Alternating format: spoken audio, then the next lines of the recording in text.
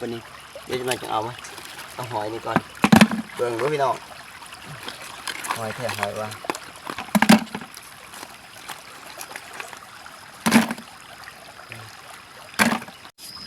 โทรศัพท์ก็ถ่ายบ่ได้พี่น้องมันหอน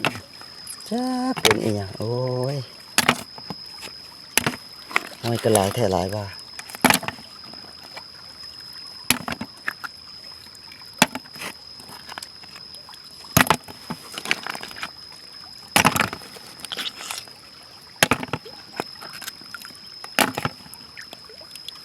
นะสิเต็มแล้วนี่ต้นนั้นเต็มแล้วเรียบร้อย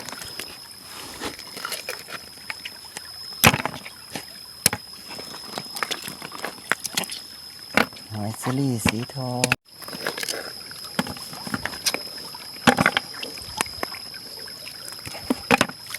เที่ยววางเองอยู่บ่แล้วโอ้ยโทรศัพท์ก็ได้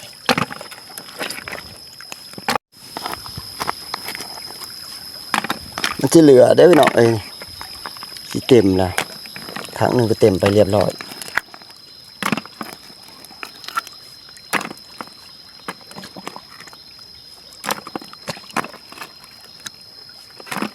มันก็ลายโพดดอกหอยอันผูมันลงมาแต่ผูลงมาเรื่อยๆ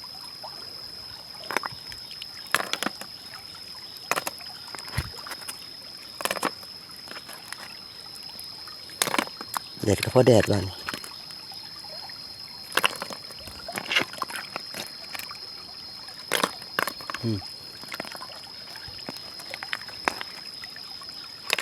ปะทุ